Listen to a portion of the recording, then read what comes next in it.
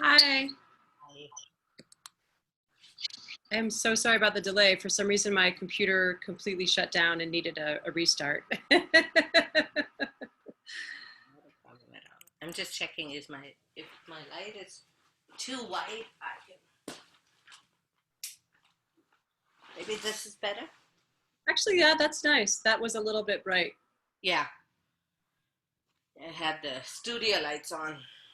Mm-hmm. Awesome. All right, so I'm gonna just pull your bio up. How are you feeling now? Good, good. Much You got your relaxed. lipstick on. That's what counts. Yeah. When I was an introduction leader, we had someone, Phoebe Bailey, and I mean, I think she's been participated heavily in Landmark since the 90s, and she would Okay. always be like, as long as you got your lipstick on, everything's going to be fine. Yeah. Like That's throughout like leading introductions, you're going to do this and you're going to run around and you're going to practice, you're going to clear. But as true. long as you got your lipstick on at the end, all is well. Yeah. So, I did lead, I think, maybe five there you go. introductions. 5. Yeah. And then you were like, this is not for me.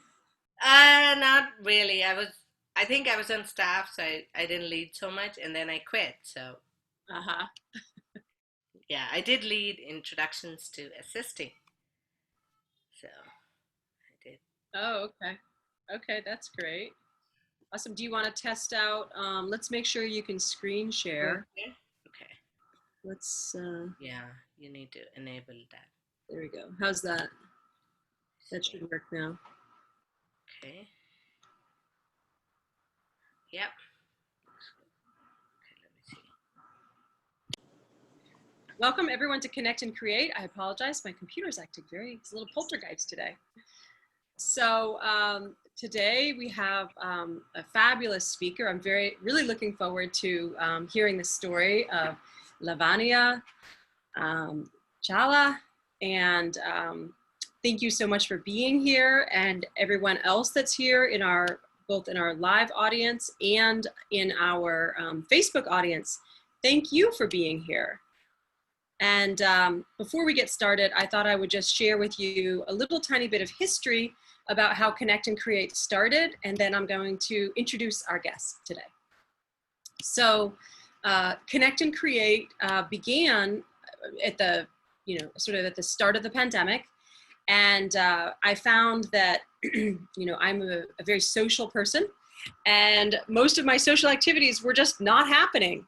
And I had some friends who started a program called the Daily Huddle, and I would go on to their program, and then I was a guest speaker on their program, and I was so enthusiastic, I kept, saying, oh, why don't you interview this person? Why don't you have this person do a presentation? And then I thought, okay, Karina, if you're that excited about this whole concept of, I call it a Zoom radio show, maybe you should begin your own. And so that's pretty much how it began. And my intention for Connect and Create is to create a platform for artists and entrepreneurs to be able to share who they are and what they do with the world. And as an artist myself, I find that there are a lot of crossovers with entrepreneurs, different things that entrepreneurs learn about how to get their what they offer out there to the world, and have it be available. And with artists, it's always a whole game of how to share what it is that you do, what you're passionate about with other people, such that other people are able to see what you do and perhaps enjoy that in their own lives. So my intention with Connect and Create is to be able to create a platform for people to share and for people to connect. There have been some great connections that have happened through this. So thank you all for being here. And Lavanya, thank you so much for being here and preparing your presentation. I thought I'd also share with you, I just received a grant award for this program and some of my online teachings. So I'll share more about that. It's through the Fulton County Council for the Arts, and it's not 100% official yet, but I got the acceptance letter, and this was one of the things. They asked for people who had something to contribute to the community with all of the things that have changed. And so I wrote a bit about this and some of my online teaching programs that I've started. So without further ado, anything you'd like to say before I give you your introduction, Lavanya? Um, I'm really excited for the opportunity. Thank you, Karina, for inviting me. Uh, it's always great to share and have others discovered something in that. So, thank Awesome. Well, thank you. So I'm going to share a little bit about your history for our guests that may not know you. I've known Lavanya for, I guess, a little over, what, maybe 4 years or so? We you. crossed paths a little bit, but we were in a course together, and at a certain point, she'll talk about how she really dove into art. And we were actually in the course. So when she was showing me her slides earlier, I remember when all that was going on. So at any rate, so Lavanya grew up painting and drawing most of her life, and um, always either to perfect her skills and forms through repeatedly felt constrained and restricted by the need to stay true to the subject of the theme. And that's when she was able to discover her love for abstract art and the love for the freedom to create and to draw inspiration from an assortment of experiences and subjects. Lavanya works mainly with acrylics, which allows her to work fast, combining a variety of different materials, and also to create interesting textures. So her process is very unusual, and she works on a painting across a span of several weeks. And I'm learning along with all of you. I know little bits and pieces, and I'm a fan. I'm even a collector. I have one of her pieces in my collection. So she's constantly tweaking and testing it out, and this allows her to incorporate several ideas into a painting. And the painting grows along with her. So this way of working also allows her to keep her work always current and updated, and experiment and play with different materials and discover how they complement or don't together. And that often finds how the next painting begins.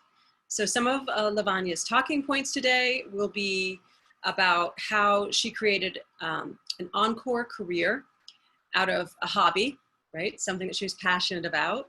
And also that she is a stay-at-home mom and has 2 kids. And she'll be sharing a little bit about some of the things that have stopped her and how she's begun to grow and continue to grow throughout the years.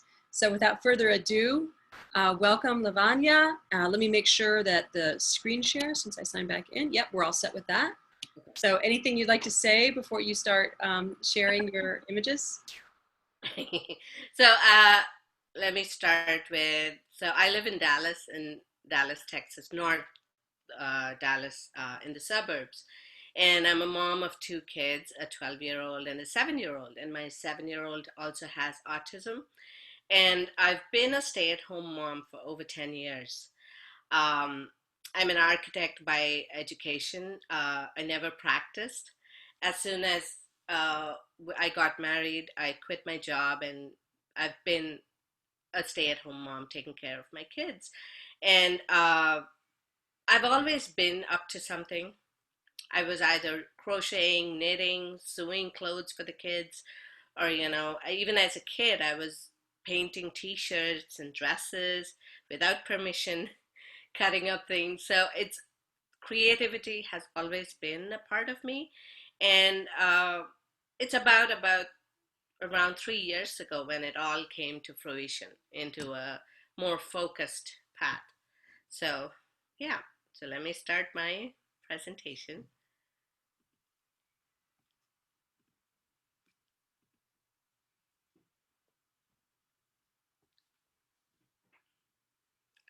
This is my family, my husband, my 2 kids, and my mom. Um, I grew up in India, South India. I did my school there, like architecture there.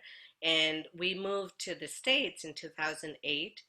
And we've been moving around the country a lot. I lived in Chicago, I lived in California, I lived in New Jersey for quite some time. And this has been the longest leg of my journey here. I've been in Dallas for over 6 years now. And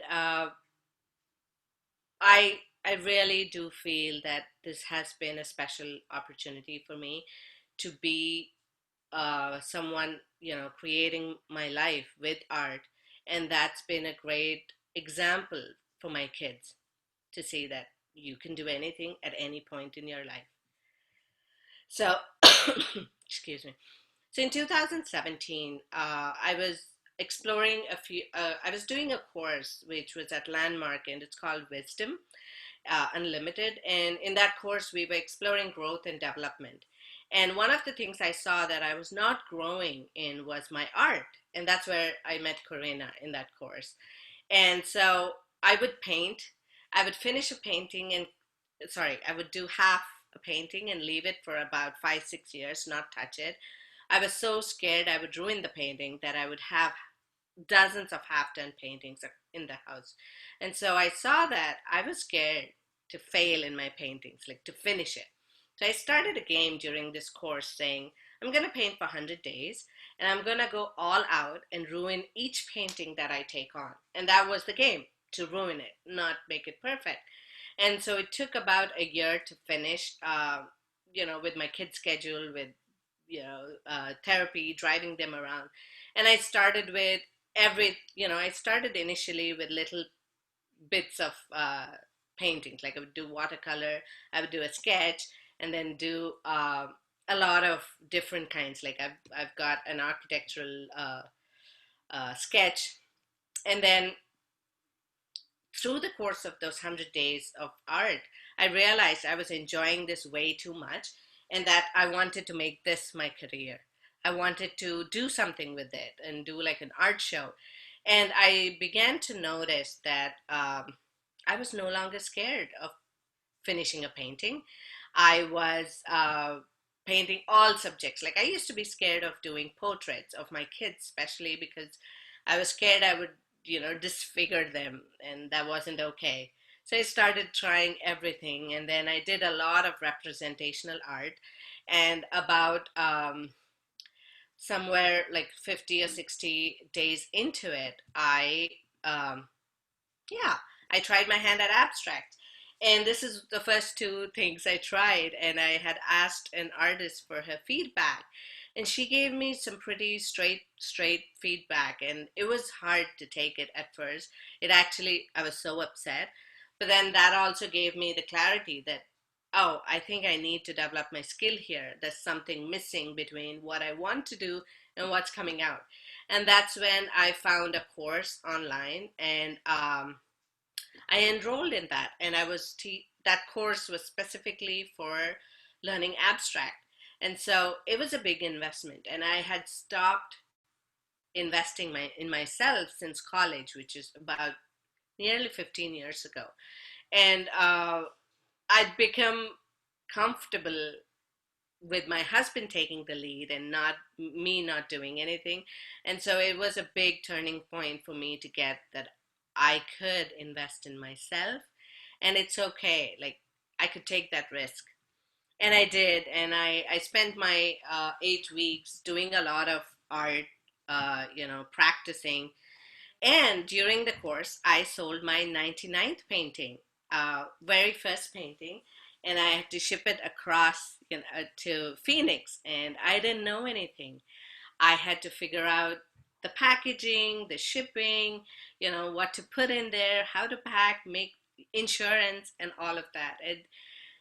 Uh, it was a great opportunity. It was my first ever sale. Sorry. And then in 2018, I had an opportunity to do a few courses, travel to New York and LA. And at first, I couldn't be with the idea that I would go. And I told my husband, it's not like I'm going to go anywhere and give any talks. Why should I go? You going would make more of a sense because, you're working. It would contribute to a job. But he supported me. He said, no, it's for you to go. And this was the first time I was traveling alone. I took my first Uber ride. So I was traveling to New York and LA a total of 11 times. And I got to visit a lot of museums. I saw different kinds of art. I discovered the limits to what I think of beautiful art. So there was all kinds to explore and understand, and it was an experience to be in those museums and to see art that is, excuse me, to see art that was huge and large and bigger than life. And then I got to explore, you know, a lot of things. I share with many people that I took my first ever Uber ride alone. I traveled to New York and LA without kids, and I've always had my kids in the tow. And I met a lot of people from different backgrounds, from different countries, and different professionals. It gave me the confidence to create myself as an artist. And when I was talking to these people, it wasn't like I was like somehow lesser than them, and they were gracious. They would talk to me like an equal, like a peer, and that kind of contributed to my confidence and my growth as an artist. It broadened my horizon. I was able to stand in my worth as an artist. Like when I would say this, so and so is $1,000, I it gave me the courage and the confidence to stand in that my work is valuable. And in 2000, I think 18, 19, I was doing a few art shows, and I went to my first art show, which was Art on Blanc in Frisco. And I remember going there and not talking to a single person. I ran away home as soon as they finished the pictures, photographs. And I was not okay that I went to an art show. I didn't interact. I didn't talk my art. I didn't meet other artists. And that's when I said, I'm going to create a game called The Weird Indian Artist. And I had taken on that in every art show from now on, whenever I go, I'm going to wear something Indian and I'm going to look weird. Because up until then, it was all about trying to fit in. I don't belong. I don't know these people. And so I started, wearing, if you see in this picture, I've got a sari draped in a new way. And it eventually became so much fun. It became all about what do I, wear to match this art show? What's the theme? How do I, and the whole focus was shifted from my fear of interacting, my reservation, my inhibition. And so uh, it was a great way to kind of grow from that fear or being introvert. And this picture here, this is actually my daughter's skirt. It's an Indian handmade silk skirt that I made into a scarf and I wore to the show. Um, and then I made new friends. That gave a lot of that was a huge growth for me. And one of the things I always like to say is, as when I was in college studying architecture, I was not sharing a lot of my ideas with my peers. It was all about keeping my cards close to my chest, and kind of they'll steal your ideas and they'll make a better project out of it. And if I had gone into any career right after college, I would have gone in with that mindset. And the opportunity of being a mom, stay at home mom, and then starting my career newly, I was able to go in with a fresh new perspective like an adult. And I've been learning from other artists, and one of them is Corina and Madhu on this um, chat. I started learning to share information, support, guide, freely give, and I was receiving 10 times what I was sharing. And I began to learn a lot of new things. Um, then I got an opportunity to have my art published in an Australian coffee table book, which came out, I think, beginning of this year. It was a great, exciting new opportunity. And that's some of my art that I sold. So I wanted to go back and talk little more about some of the things that I that was stopping me, and how I turned it into a growing opportunity. One of the things was I would compare myself a lot with other artists.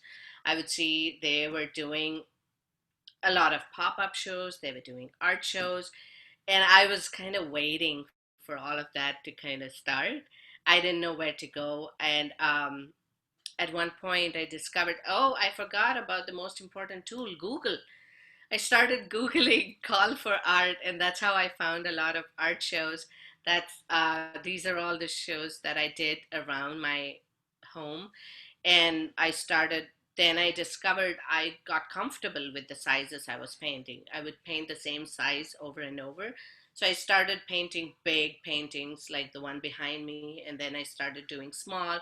So it was always that there was always that tension. Every time I go to a different size, there was so much more to explore and learn. And what else? So yeah, this is my art. This is something I'm currently working on. These are my 9 10 by 10 minis, and this is a triptych 12 by 36. And some of my new, when I look back, each year has a theme. My first year was all blue and pinks. This year has been a lot of orange and yellows, a lot of bright and happy colors. And yeah, I've been playing with a lot of new materials, acrylics, inks, watercolors, pastels. I love combining them. This is a piece with inks and oil pastel. I enjoy, experimenting. And funny thing is, as I wrap up, I want to share that now I ruin a painting before I finish it. I found that when I get too attached to a painting, the best way to break that is to just go in and do some crazy things on it, ruin it, and then make it. And more often than not, it has emerged to be a beautiful painting at the end of it. So it's been a great journey, and my kids have been a biggest source of learning. Um, they keep me in check in reality. There's no moment that's boring with them. And so, yeah, that's you can find my art at Lavanya Art, and on Instagram and Facebook. I feel I kind of zoomed through all of it pretty fast. Uh, there's probably a lot more I wanted to share, but I want to leave everyone with a few questions. What failures or stops could you conquer in your journey? What games would you like to create with any of these stops? And what questions would you ask? In fact, I'd like to bring up something here. I There was a time when it became about how much art am I selling, and I got stuck with that notion, and I didn't know, is that the only way to measure success? And I started asking people, like I asked Corinna, what do you call success? Is it just the number on your income tax, or number of invitations you get? And she shared something which really, you know, got me out of, it's not just the numbers. It's about the people you get to talk to, you interact with. For her, it's seeing your name in print and being invited. And I discovered my uh, what success means to me. And for me, I think the biggest thing is not giving up. When I come back every day to the studio, each day, that's a success. Because not often it's a smooth sail. It's not a smooth ride, and I'm often stopped. I'm often overwhelmed. I'm often bored, and it's that coming back that has been a great success for me. And as long as that happens, I think it's nothing else that I want for. So thank you. Thank you for taking us on that journey. Thank you. Yeah. I hope it wasn't like fast zooming through everything. No, it's great. You're right on time. We have some time. We had spoken earlier we can do one of two things now. You and I can have a little bit of a dialogue, and then we could invite people from our Facebook Live audience, as well as our in-studio audience, to ask questions. So which would you prefer to start with? We can do both. Yeah, What? if you have any questions, we can start with that, and then. Okay, well, let's just see. I have a couple questions, of course, and we have a few people who have joined us from the Facebook Live audience, and they're curious who's speaking today. Do you want to say, a few people have joined a little later. Do you want to say a tiny bit about yourself, Lavanya? Sure. So I'm an artist. I paint mostly abstract expressionism, and I've been an artist for the last 3 years. I've been, I'd say, always creative since age 3. It's what kept me out of trouble, um, and it does too now. And I'm a mom of 2 kids, a 12-year-old and a 7-year-old, and my 7-year-old has autism. And this is second career after taking a break of more than 10 years. Um, and let me see, I'm also an architect by education. Um, and this is me finding my purpose, my voice in the world, expressing myself in a new way like I've never done before. Fabulous. Well, I'll start with one question, and then as we start to get questions from our in studio audience or our Facebook Live audience, feel free to post a question, and I'll ask Lavanya. But my question is, what was it that you would say occurred for you in that process where you took on the 100-day painting? I remember you talking about it, and I remember noticing, and it was 3 years ago, right? Yes. Yeah, Yes. 3 years ago. So I remember you taking on, I guess, almost 4, right? So you Yeah. took on, I'm going to take this 100-day challenge, and now it's been 3 years. So what happened for you when you made that commitment to yourself and to your studio practice? What would you say would be the biggest shift? And for those people out there that are listening who might be dabbling as an artist but not fully committed, maybe they're a full-time mom or they have another job and they paint in their studio, so for you, when you made that commitment of painting for 100 days, what would you say was, the big shift, and like at what painting number, what? I remember you said painting number 99 sold or something I like that. think Yeah. as I was doing one thing, I from day one, I shared it with my community. So that kept me accountable. And then I invited a lot of people to play with me. Some started playing. And I think it was as I was getting into it, like day 20, I discovered I could do portraits. Day 30, I would discover, oh, I'm not bad at landscape. And as I was doing, I think around 60 or 70, I was just having so much fun. And I had accumulated so much art. And I said, I would like to, do like a show. And then the more I did it, the more my confidence grew. It's Right. just that it built on top of each other. The more, and then I would discover, oh, it's not as bad as I thought. I can do this. And so I think the biggest point was discovering that I could do it Mm. was the turning point. And I think the other point is I was accountable to my community. People were asking me what's happening with that, and so if I'd done it on my own, I would have probably given up at some point. Okay, great. Awesome. Thank you for sharing that. And anyone in our live audience or our Facebook Live audience have something you'd like to say or a question?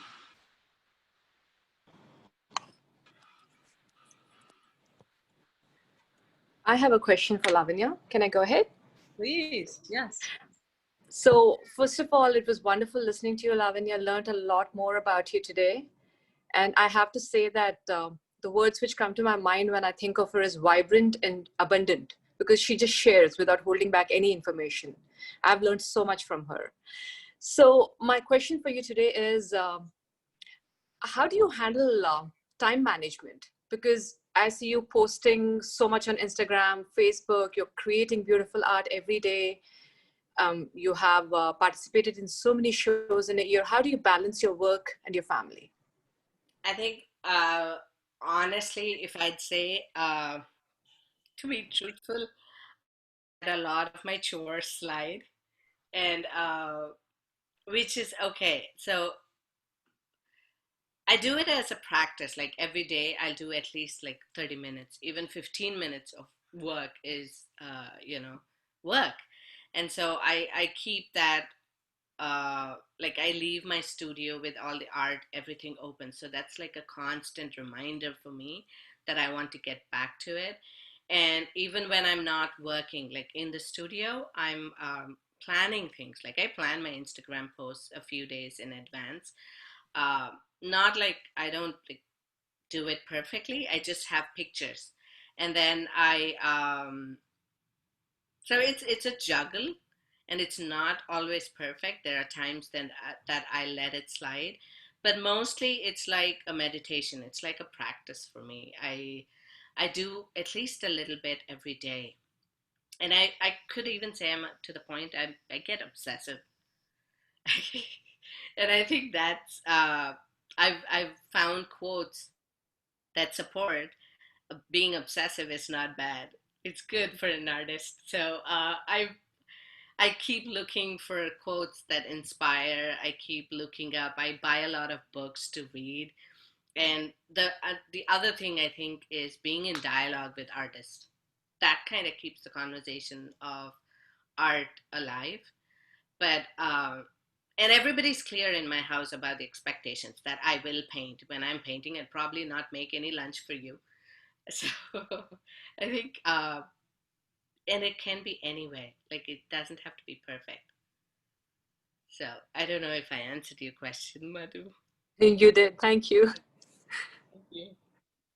Sounds like you have a lot of support from your family, and that out of being in dialogue with your community, you've had a lot of support in, we would say, like accountability, right? That you say you're an artist and you say that you're painting and that you actually do that.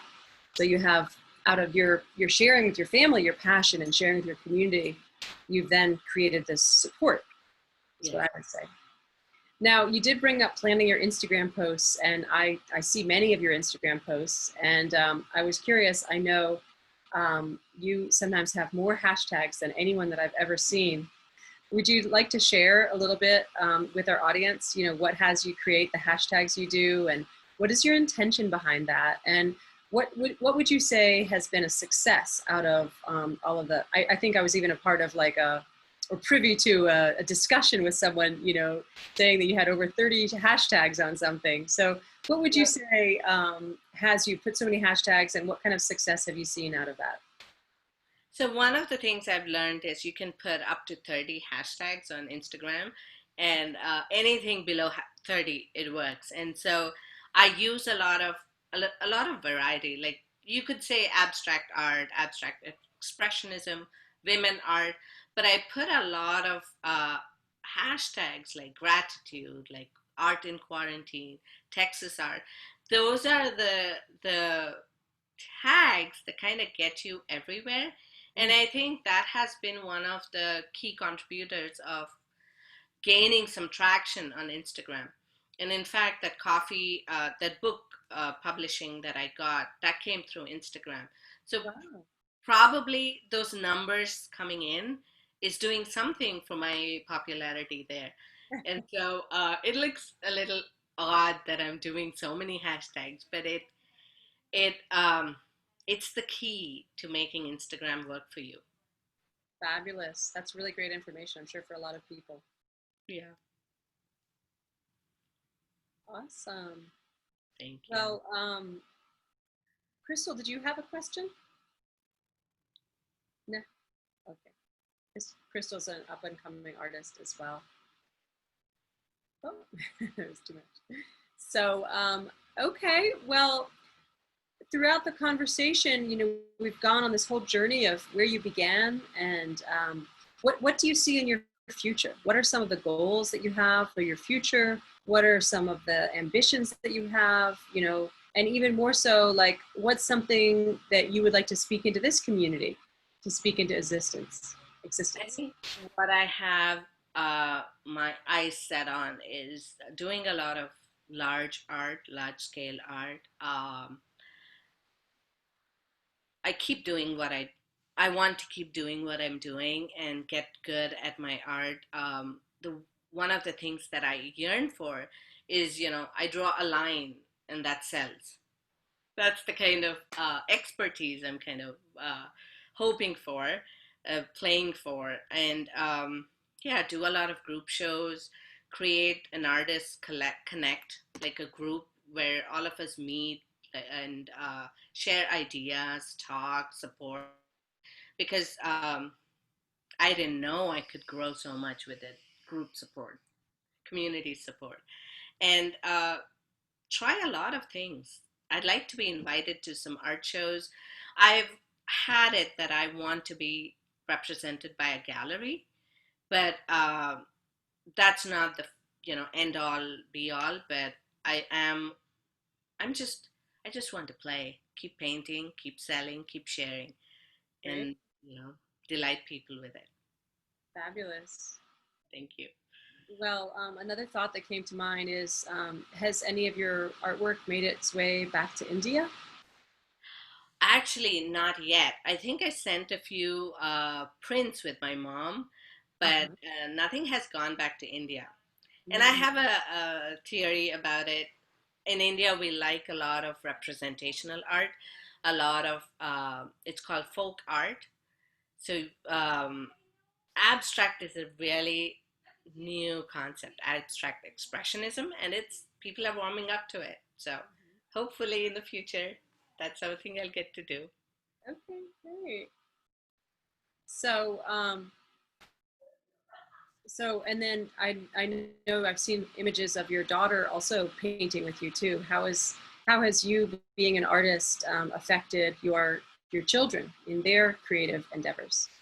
I think with my older one, definitely she sees she can do something like this Hmm. too. She talks, she is clear that she wants to be an actress, a director, or a writer, but she doesn't look at it as, you know, it's maybe a hobby, but that's, she's clear. And I think me expressing myself this way gave her the room to set her eyes on something that big and that ambitious. And with my younger daughter, I think it's been established that I'm an artist for her. She's stopped messing with my art too much. And she's waiting to kind of play with paint like I do. And we do that a little bit. And it's, for me, it's a learning opportunity with her. With her autism, things don't always go as planned. But I think she knows my mom does this, which is a huge thing for me. Uh, she's severely autistic, so her having that down as a like a no questions asked, she's clear about it, is a big thing for me. That's great. That's great. And Yeah. I'd like to add one piece here. When you brought up kids, I used to teach art until recently, not recently, until 3 years ago, and I used to teach kids to draw and you know, sketch and draw, paint, and as in my art practice, I found I've been unlearning a lot of traditional things I learned, and I find it so heartbreaking to see that kids beat themselves up with trying to be perfect rather than enjoying the process, rather than loving what they do and keep expressing themselves. So that's one of the things I'm passionate about, to encourage kids to do what they're doing and not really think about being as good as the picture, you know, as a photograph. So Right. That that's comparison, something. right? Yeah. Be with what's so with the painting as opposed to comparing it to, oh, Yes. it could look or should look some other way. Yeah. Excellent. Yeah, I have to say for myself, I've been striving for this space in between, like a landscape and an abstract, but more of an abstract, but still alluding to a landscape. So, Yeah. oh, and I have one more final question for you. I've noticed that you have a really bright color palette. And a little while ago, I noticed you were starting to bring some darks in, some blacks and dark greens and dark blues and stuff like that. What would you say is your influence on your color palette? I think a lot of our Indian traditional clothing. We we have like these special occasion where silk saris are bright. They're dark, bright colors, and I think those have been my favorite, like my inspiration for to keep those colors coming back. And they're not none of those colors are subtle and soft. They're all like bright and bold. So I think I would say that's my inspiration. I was thinking you might say something like that. I sometimes when I look at your pieces, I think about, and I haven't personally been to India before, but I've seen photographs of like the marketplace, and there's all the food and the cloth and everything's very bright, And a friend of mine was a photographer, and I went with them to assist one day. They had their assistant canceled. They needed someone to help assist with this photography at an Indian wedding, and it was like all the saris, and it was just like all that bright, like really just. I noticed there was just this love for all that bright, color and rich, pure colors. So, and painting this way has kind of healed my shopaholic nature. I love to buy, so I get to paint now. So I've gone less on that. That's great. It's like you're money saving and making art all at the same time. Wonderful. Well, let's see. We do have a few more people that have joined us on Facebook Live, and anyone at all have any kind of questions or comments, feel free to type those in the chat, and I'm happy to pass those on to our fabulous guest today. And we'll just give a few minutes there for that. And while we're waiting for that, anything at all you'd like to share in closing, Lavanya? I just want to say Madhu and Anindita here in the studio. They're part of my growth in the last few months as an artist, especially during the pandemic. We've been doing a weekly call where we just get together, we talk, we share how our views are about art shows and getting selected and not getting selected. And what I want to say in closing is I am really moved by the support I get from the people around me and the love I get. And I couldn't do this alone. It is in community that all of this is available and shows up. And that's the biggest thing I learned. That's not something I already had. And so I'm really grateful that I get to create a second career at nearly 40 without any of those young views about life, like have going into it as an adult. Yeah. Yeah. Great. So my sister just joined us all the way from California. Oh, nice. Wonderful. Okay, well, it's been such a pleasure to have you here. Anyone in the audience have any final questions before we say our goodbyes for the day? Okay. Well, Lavanya, it has been such a pleasure to have you here today, and I've really enjoyed remembering how you started with the 100-day painting career, and didn't even know probably back then that it was going to become your full-on career. It was really just a challenge and experiment to explore. Yes. So those of you that are watching, both in the studio and on the Facebook Live, this is a reminder, Lavanya created her whole career, her second career, right? Architect, or really third, right? Being an architect, being a mom, and now being an artist and a painter. So if there's something that's really special to you or something that you've always wanted to try, people say 21 days makes a habit, but 100 days really gets it right in there. So thank you so much for joining us. And Lavanya, I hope you have a wonderful day and enjoy the rest of your fabulous time painting. I love it. And I love seeing how your work evolves. And maybe I'll throw a few more hashtags on my items when I put them on social media, see how that goes. Yeah. All right. We'll see you next week. We have a wonderful conversation with Nadia Rahali, and she's going to be speaking about the well of being, well-being, and bringing beauty into your life. So have a wonderful day and have a wonderful week, and we'll see you back here next week. Take care.